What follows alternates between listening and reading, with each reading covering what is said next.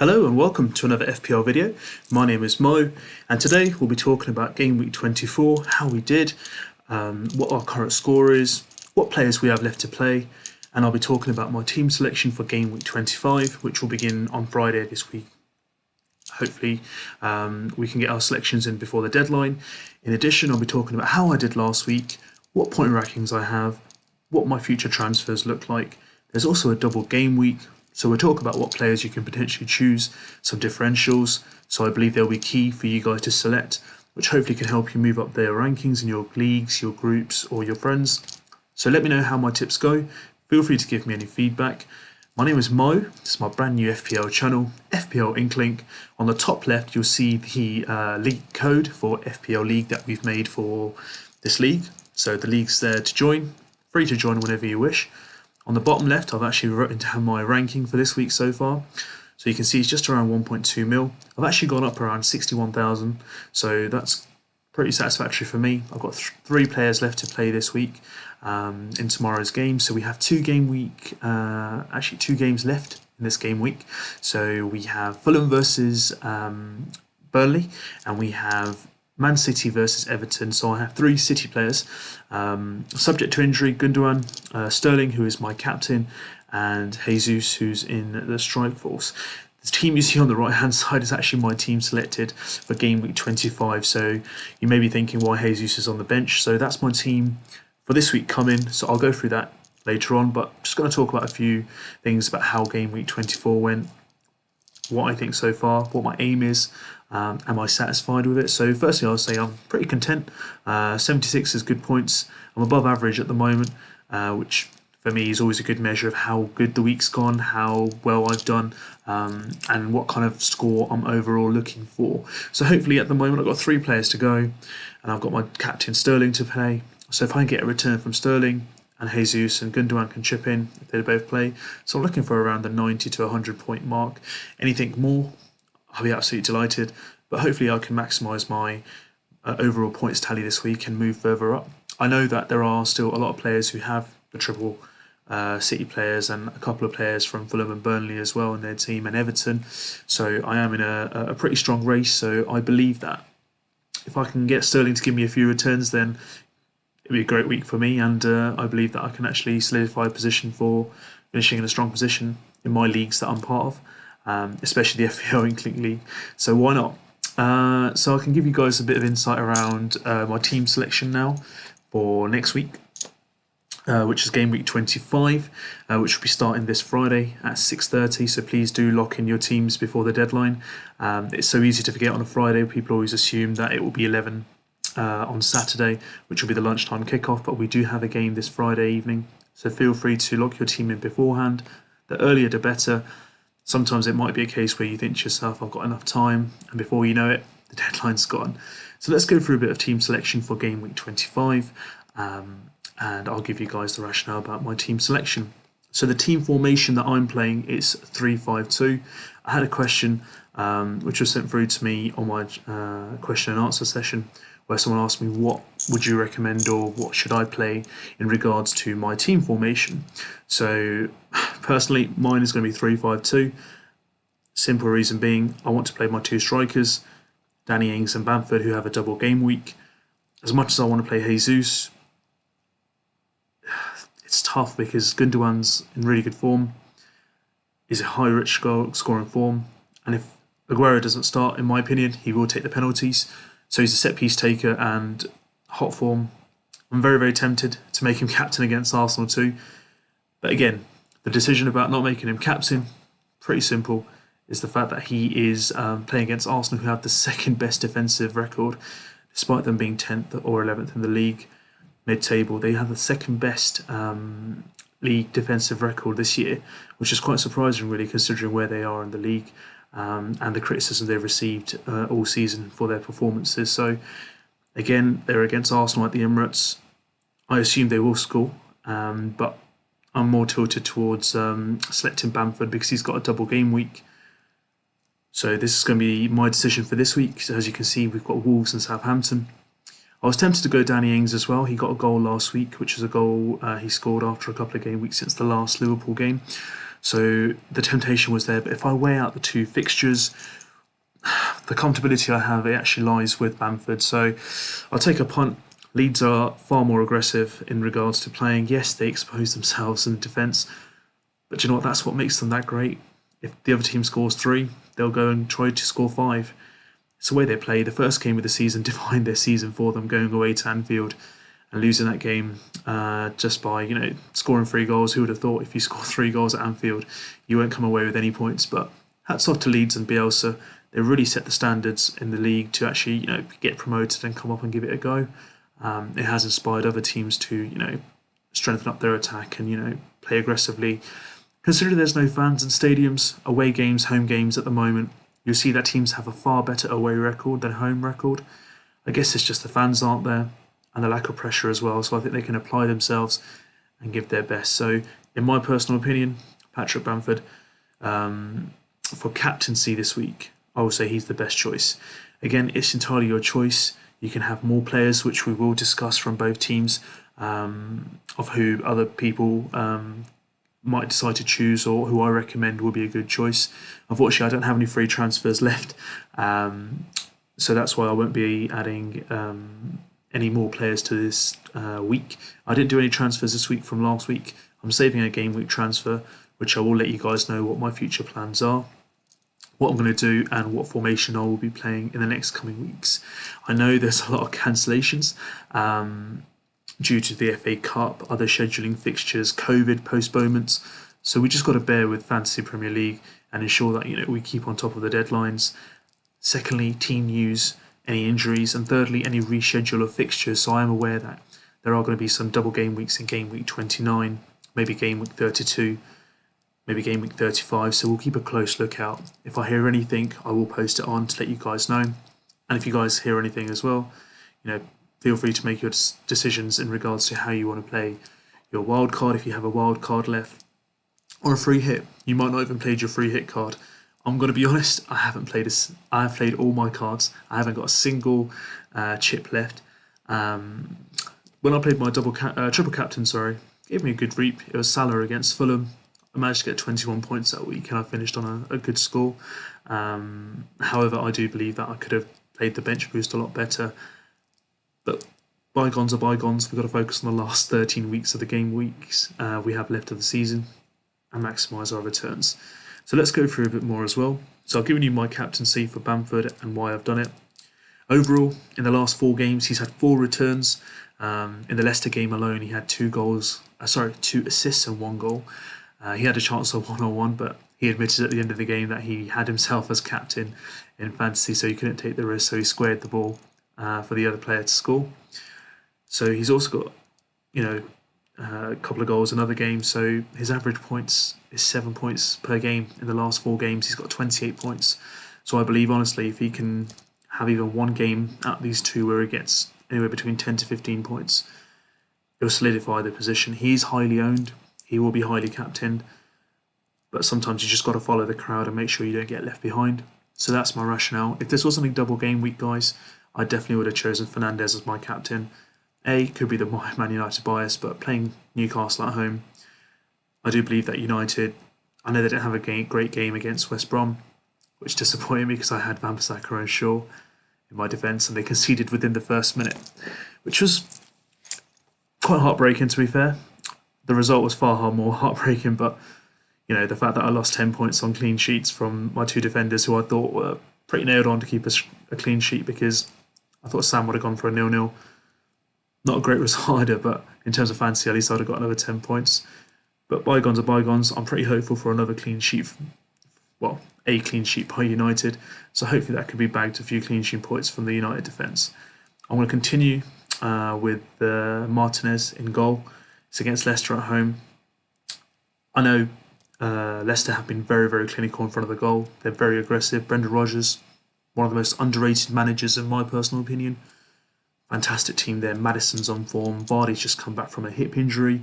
You've got Harvey Barnes, Yuri Tillemans, and you've got Mendy and Didi. Great squad there. I think they're absolutely flying. I know they have a few defensive injuries, so maybe Aston Villa strikers, Grealish.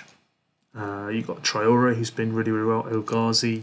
Ollie Watkins, Ross Barkley has come back from his injury.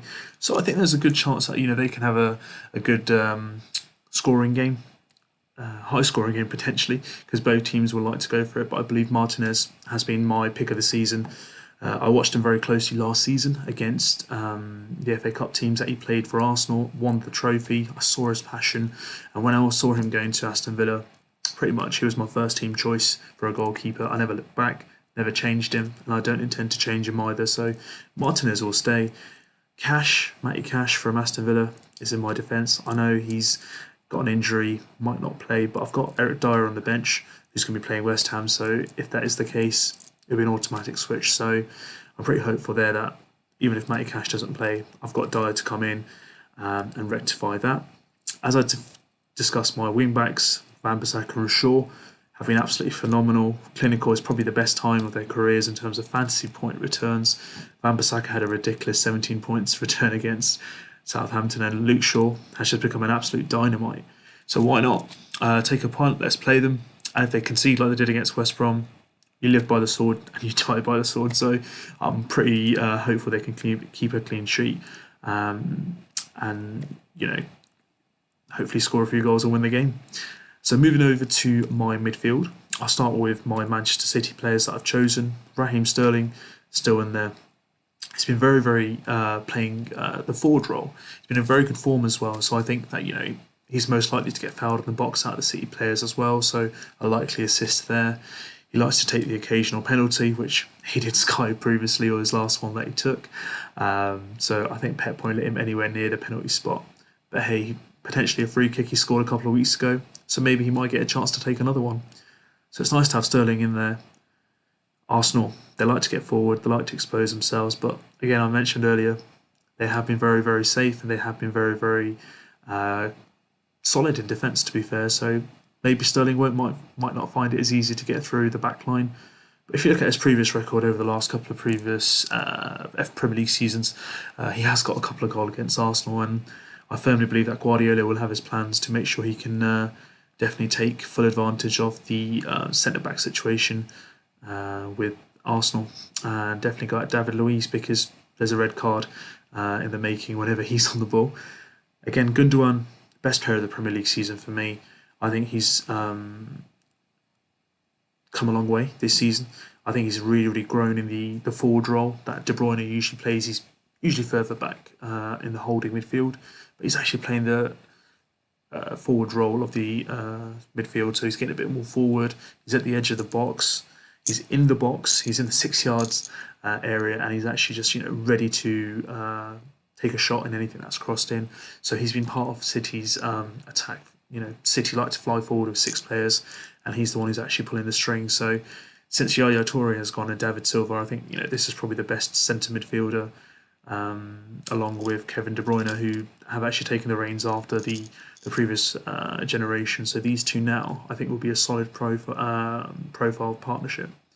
And City fans have got a lot to look forward to. So he's going to be staying in my team to an extent where I actually didn't have him in my team a couple of weeks ago, and my formation was 3-4-3. So I had Jesus, Ings, and Bamford.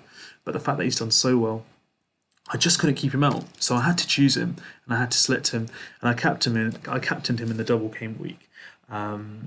So again, it shows that what a bit of form can do is that can actually change a whole point of view for a manager like myself in terms of changing my formation. So Gundogan will be staying potentially to the end of the season, injury permitting. I know he hobbled off holding his groin over the weekend against Spurs, but I'm pretty hopeful he should be fit. Guardiola might rest him for the Everton game, but I'm pretty certain he may start against Arsenal. But if not, I've got Jesus and Dyer on the bench to cover. So I'm pretty cool in terms of having 11 players who play the game, unless any other manager decides to drop any other players. I'm pretty certain that I've got a full starting 11 that will get me some points on the weekend. After that, I've got Grealish, who's going to be playing against Leicester again. Leicester have defensive injuries. They have lost Castagna to injury. Generally, I think they've done really, really well to be joint second with United with the defensive and overall injuries they've had in their team. Brendan Rodgers, absolute commendable job. Potentially manager of the season. How he's going. He finished in the top, just outside the top four last year. It was the last game against Manchester United that actually cost him his top four place. And I believe that, if he can actually sustain the form that he's carried forward before Christmas. I mean, last year, if you think about it, Leicester were absolutely flying before Christmas, actually giving it a title shot against Man City. But then after Christmas, they just fell away. And they literally cost them the top four spot. So I believe that, there's a lot to play for this season. There's no crowd in so far. That could potentially change. I believe they're playing with no pressure, no fear, no expectation. Yes, Leicester fans may have expectations, but if you look at it generally, I think they're doing absolutely phenomenal. Much better than what they could have hoped for a couple of seasons running. I mean, after they won the title, pretty much people thought, that was the pinnacle, which it was. But the fact that, they lost so many key players such as Mahrez, they lost other key players to other teams such as Chelsea. They lost, I can't remember him now, he's a centre, N'Golo Kante, that's the one. Sorry about that, literally just flipped my mind. So despite that, they've been able to replace these players. And I think Brendan Rodgers has a really good, solid team platform. You've got Harvey Barnes, coming through. Maddison, he's got a point to prove, wants to go to the Euros with England. So I think they've got a really good chance, and I think Leicester and Aston Villa are really, really going to give each other a good game. I think that for me, that's probably the game of the weekend personally. So I'm looking forward to watching that. Fernandes against Newcastle. Well, what can I say about him? Just absolutely delights me when I see him on the ball. He's an absolute magician in my opinion. He's absolutely run the show in terms of fantasy returns since coming into the Premier League. I'm absolutely, I'm still thinking, why am I not captaining him?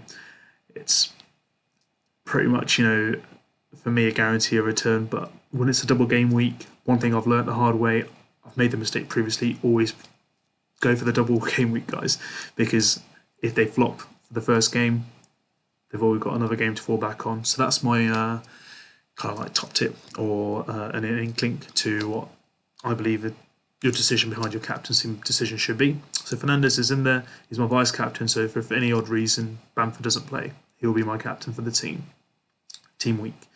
Then I've got Son Min-chun for Spurs. He's playing West Ham. Again, Son, he's been a bit off colour without Harry Kane being injured for a while. Again, against City, he was run off the ball. Didn't really have much idea in terms of the forward play, because they are looking to play the counter-attack, but City just nailed the plan. But West Ham, surprisingly, they're in the top four. I did not even realise. David Moyes, again, commendable job. I said Brendan Rodgers a few moments ago, but David Moyes is putting his, CV back on the table, saying he did it with Everton. Why not West Ham? So West Ham, I know you guys were calling for his head at the start of the season, but he's done a really good job. Aaron Cresswell, Antonio, my favourite from West Ham. I think he's a brilliant striker, injury prone. So I had him in my team, but he went, as soon as he got injured, I had to substitute or transfer him out. So that's the thing with Antonio. He will give you the goals, he'll give you the returns, but in terms of match fitness, it's a bit of a 50-50 when you take it on with him. But Son, with Kane back, Kane scored in his return against West Brom, hit the bar against Man City. Against West Ham, again, they play on the counter-attack at the London Stadium. I don't see a reason why they can make another goal and assist combination. Harry Kane, I'm tempted to get him back in, but at the moment, I don't have funds for him, and I will let you know potentially why I haven't brought him back, or why I'm not going to be bringing him back, because I do have another plan which I'm looking to implement at this stage of the season, which I'll let you know why. The last person in my team who we're going to talk about is Danny Ings. So he's playing Chelsea and Leeds. Again, he scored a goal against Wolves in his last game, looking very clinical. Unluckily, missed a few chances against Newcastle, but I believe he's back to full fitness. Southampton, if they can get it up to him, he's the main talisman, along with Che Adams, Walcott, Ward-Prowse. So I believe that if he can get the service, there's no reason why not. And also he's a penalty taker, so he's a set piece specialist for them in regards from the penalty spot. So if he gets a penalty in either game, should be a return for us no matter what the result is. So now that we've discussed that, I'll talk about my future transfers. So at the moment I have after this game week, because I won't be making any transfers. I'll have 2 transfers available. So at the moment, I have 4 transfers in my mind. Now it's all down to fitness of players and when they return. At the moment, I might make the 2 transfers and then hold off for the other 2. However, there might be a likelihood I might take an 8-point hit. Now, the reason why I want to take the 8-point hit could be the double game weeks, or it could be the fact that I need to get the players in before they get a price rise. And I'm looking for some differentials in there, which I'll let you know about. So my first transfer will be for Matty Cash. I would like to bring in Reguilon from Spurs. He's just returning from injury. Again, I'm waiting for when he comes back. Obviously, Jose might not even play him for a full game first. Might give him a run out, 15-20 minutes, see how he is. And I might have to wait until he gets his first full game for then considering him to bringing him back into the team. So that's my first transfer in defence. The reason why is Tottenham have 3 games still to play, which are additional games for rescheduling. So they are 3 games behind in terms of fantasy games and points. So I'll double up on them. And obviously, if I get closer to the game weeks and I feel that there are fixtures I can maximise on, I may think about bringing in other players from Spurs, which can include, potentially another player such as, at the moment, Harry Kane. Again, might get injured, but we'll have to see his form. But the price, again, it puts me off because Harry Kane in any other season, he was always in my team. But with Spurs at the moment, I know he's got the highest returns with Son. But there's something about Mourinho where he'll score 1 goal and that's it. He will not go forward to score 4, 5, 6. Yes, I know I'm a United fan and we lost 6-1 to Spurs at home earlier in the season. But ever since that Spurs annihilation and Man United back-to-back, Spurs haven't looked that team where they're actually going to go and actually tell a team that they're here to play, they're here to actually make a difference.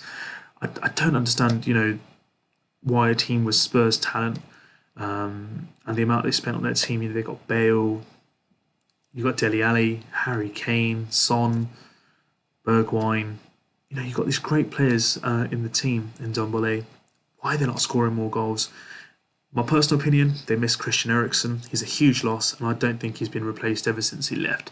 But again, with a manager of Mourinho's class, I expect that to be, a lot more in terms of attacking returns. So Harry Kane, potentially, if he gets in goal scoring form, the temptation is there to bring him in. But with Mourinho's tactics, I don't expect anything better, to be fair. I think it will be just the odd 1-0, pop the bus, get the 3 points, let's move on.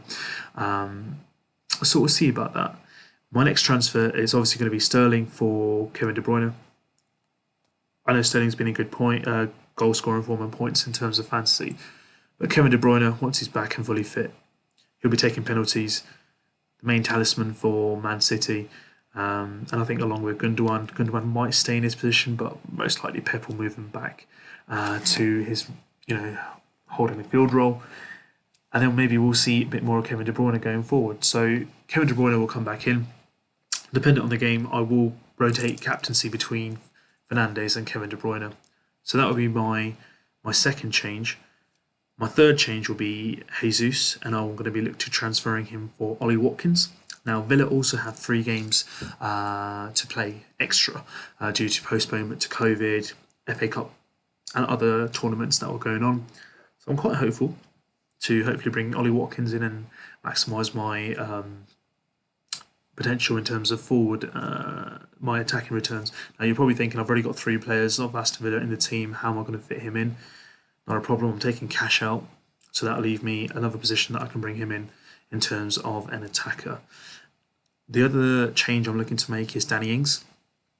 This was actually the game week I brought him in for, and unfortunately I would have kept him in if he'd been in a bit more of a rich goal scoring form and Southampton were a bit more in form as a side. But unless anything miraculous happens in these next 2 games, I'm pretty much certain to change him. And the player I'm looking to bring in, which is going to be my differential, I probably am going to raise some eyebrows, but I'm bringing in Sergio Aguero. Yes, he's not played this season. We don't know what form he's in, but do you know what?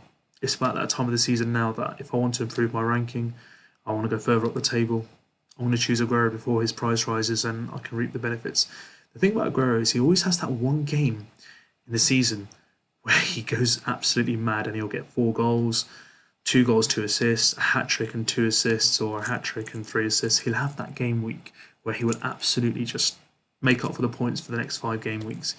If I can captain him or potentially find out which game it is and maximise his points, then why not? It'll give me a huge comparative advantage. At the moment, I know he's injured. He's only owned by about 1.3% of the fantasy managers, but if I can get in early, take his rewards, I think that'll be a great chance for me. Now, another reason why I've got Ollie Watkins in, I am going to still play the 3-5-2, so Ollie Watkins and Bamford will be rotated, dependent on the fixture itself. But again, if Aguero doesn't play and Pep plays his roulette of rotation, I'll cut Ollie Watkins, and I'll have Reguilon as well, and I'll have Dyer in my team as well. So in regards to that, I've got a solid bench. Another transfer I will make, but not straight away. Might be in about a couple of weeks. Once I have a couple of more transfers, 1 or 2, where I can make a transfer without getting a hit. So I've got Douglas from start of the season who went out of the team, and he's not been part of the game. I'll have enough budget to add in Nico Williams from Liverpool. I know he's not a regular. He'll probably get the odd minute now because of the injuries to the defensive line. Liverpool haven't been playing that well.